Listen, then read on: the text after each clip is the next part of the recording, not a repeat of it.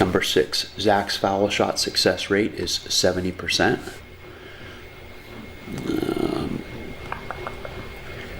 Let's find the probability that Zach will miss his next 3 foul shots. So the probability that he will hit the foul shot is 70%. So the probability that he will miss must be the complement, 30%. If he hits it 70% of the time, he must miss it 30%. And just for the sake of using this simplest fraction form, let's make that 7/10 and 3/10. So the probability that he will miss, and miss must be pretty low. If the probability of him missing 1 time is already pretty low, 30%, the probability of missing 3 times in a row is very low. We'll see that right now. Probability of missing multiplied by the probability of missing multiplied by the probability of missing is 3/10 times 3/10 times 3/10. Quick look at numerators and denominators. You'll see there are no common factors other than 1. So we can't simplify, but 3 times 3 times 3, 3 cubed is 27, and 10 times 10 times 10 is 1,000. So 27 1,000ths would be the simplest common fraction form for this probability.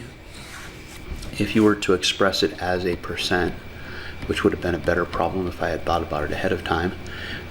If we want hundredths, if we want percent, I need to divide by 10. 2.7%. 2.7% of the time he'll miss 3 times in a row. So it's pretty unlikely. The probability of drawing 1 card from a standard deck and rolling 1 die and having it be a black card followed by a perfect square. Well, half the cards in the deck are black cards, the other half are red cards, so there's a 1/2 probability of drawing a black card. Square number. Let's look at our sample space for a die. 1, 2, 3, 4, 5, 6. I know 4 is a perfect square, it's 2 squared.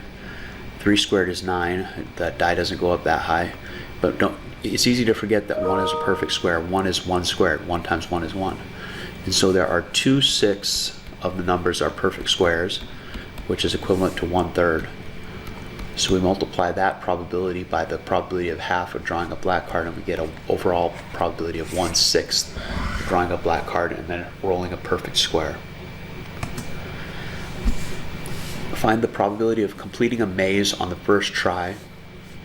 The maze has 8 forks and each fork goes right or left. So if you were going to get to a point where you had 2 choices, right or left, and you were going to guess, you would have a 1/2 probability of guessing right. So there's 8 guesses, but it's 1/2 times 1/2 times 1/2. I'm not going to show all 8 of them. It's 1/2 to the 8th power. 1 to the 8th power is equals 1 to the 8th over 2 to the 8th.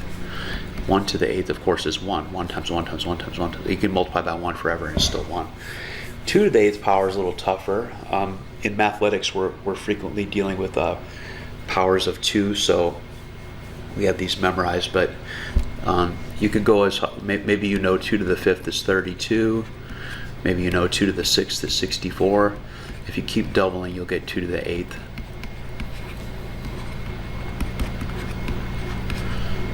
It's really helpful to have all the way up to 2 to the 10th just memorized. These are common, these come up all the time. 1024 is 2 to the 10th, but 256 is 2 to the 8th. So the probability, it's not surprising, it seems very reasonable that the likelihood of having this complicated maze where you have to make 8 decisions and each one of them is 50-50, it'd be very unlikely to guess correctly and find your way all the way through the maze just by guessing. This represents a pretty low probability. 9. Find the probability of the girls' volleyball team losing 2 consecutive games, if they have a 0.75 or 75/100ths chance, 75% chance of winning any game. You have to understand that if the probability of winning is 75/100ths, the probability of losing is the complement, or 25/100ths, which is 1/4 I like that representation better for this.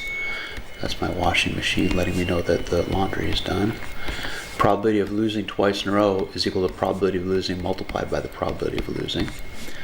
So a fourth multiplied by 1/4 is 1/16. Pretty unlikely to lose two games in a row if your probability of winning is 3/4.